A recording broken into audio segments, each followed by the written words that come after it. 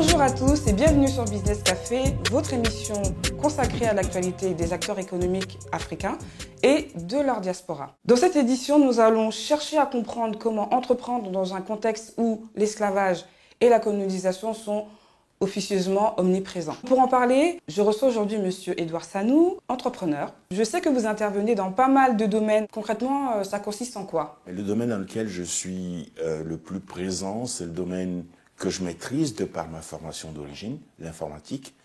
Donc j'ai créé plusieurs sociétés de services dans le domaine informatique et une autre société qui est dans le domaine des ressources humaines, si on peut dire. Tout ça converge quasi systématiquement ou la plupart du temps vers l'économie numérique.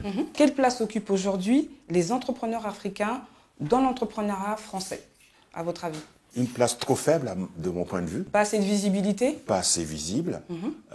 Il y a quelques belles réussites dans le domaine de l'entrepreneuriat des ressortissants africains installés ici en France. Pour la plupart d'entre eux, ils ne sont pas très visibles. Ou alors, ils sont dans des domaines qui ne sont pas forcément très visibles.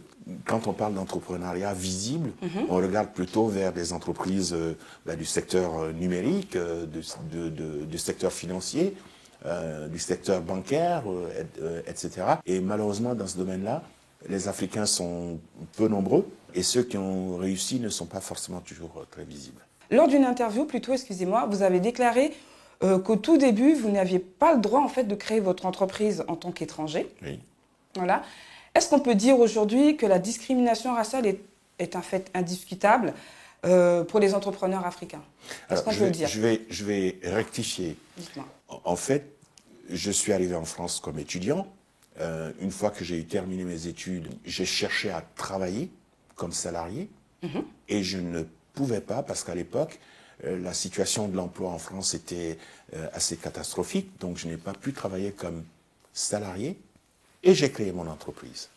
Voilà. Je pense que la raison, elle est inhérente à la vision qu'on a des Africains, toujours. Voilà, mais à votre avis, alors, par rapport à vous, quel regard est-ce que vous pensez qu'on... Je l'appelle manque de confiance dans les Africains, mais c'est des préjugés, oui, bien c'est sûr. du racisme. Je l'appelle ensuite manque de légitimité, c'est-à-dire que même quand vous avez créé votre entreprise, moi mon entreprise Nexilon, je l'ai cédée là cette année, mais elle existait depuis 12 ans. Et j'avais une cinquantaine de salariés. Ce qui n'empêche pas que je ne me sentais, quelquefois je ne me sentais pas légitime d'être là. Je vous donne un exemple de ce qui m'est arrivé, mais des dizaines de fois. Mon nom c'est Sanou. Ça n'a pas, et mon prénom Edouard. Donc ça n'a pas forcément une... Au téléphone, voilà, tout va bien. Tout va bien. Donc il m'est arrivé plus d'une fois de prendre rendez-vous avec un de mes collaborateurs pour aller voir un client. Et quand on arrive, on attend, on est dans la salle d'attente. La personne rentre et elle fonce sur mon collaborateur qui est blanc. Et elle dit, pensant que c'est... Voilà, monsieur Sanou. Et qui lui dit non, non, monsieur. Et ça, c'est le regard qu'on voit sur vous. Le patron, c'est lui. Voilà. Donc, il y a toujours un fond de non-légitimité ou de manque de confiance. On ne nous voit pas comme étant des gens vraiment capables, qui sont. Voilà.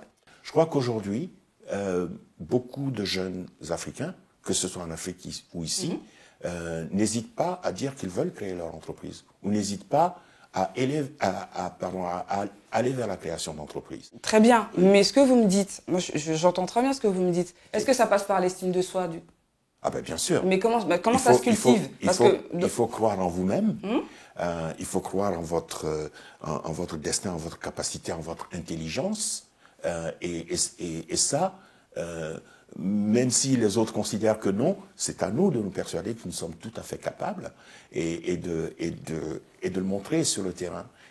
La raison pour laquelle, pendant longtemps, nous n'avons pas été dans cette démarche-là tient à notre histoire. Vous savez, nous sommes des jeunes nations. Nous sommes des nations où on avait besoin de fonctionnaires, où la fin de la colonisation a débouché sur un manque de cadres dans la fonction publique.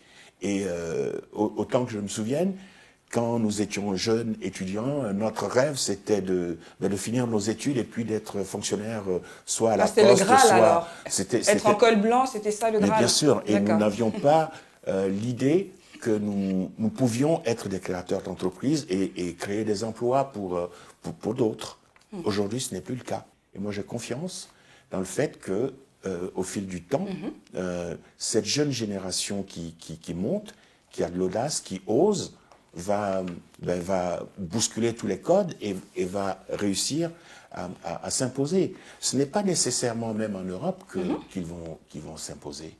Ils vont peut-être s'imposer à partir de l'Afrique. Qu'est-ce qui vous a marqué dans le domaine de l'entrepreneuriat ou dans tous les domaines? Surtout dans le domaine de l'entrepreneuriat. Disons que je suis touché par la vivacité, en fait, de ce qui se passe aujourd'hui en Afrique. J'ai participé récemment à une compétition qui s'appelle le marathon du Sahel. Oui.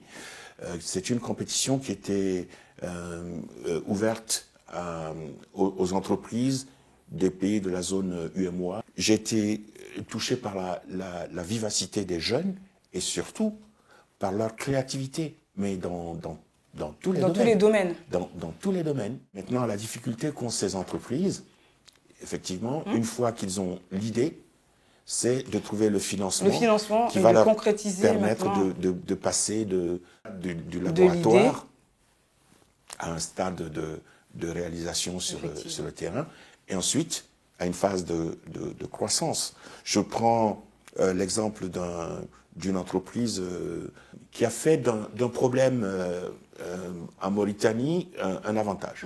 En fait, il y a une algue qui envahit les berges, oui, tout à fait. Voilà, les berges des fleuves là-bas. Et il a créé une entreprise qui permet de transformer cette algue et puis d'en faire des copeaux ou des tourteaux pour le bétail. Et il est en situation de pouvoir créer ça pour son pays et même exporter. Mais seulement maintenant, il lui faut faire une levée de fonds pour passer à une phase industrielle et de production massive pour pouvoir croître. C'est là où se situent généralement les problèmes. Donc là, il y a encore une clé qu'il faut... Mais la clé, elle doit venir de nous-mêmes. D'accord. Ce serait votre mot de la fin alors. La clé doit venir de nous-mêmes. La clé doit venir de nous-mêmes, tout à fait. Merci beaucoup en tout cas, M. Sano, d'avoir accepté notre invitation. C'était Business Café, le rendez-vous des acteurs économiques du continent africain et de la diaspora. Bonne suite de programme et à très bientôt.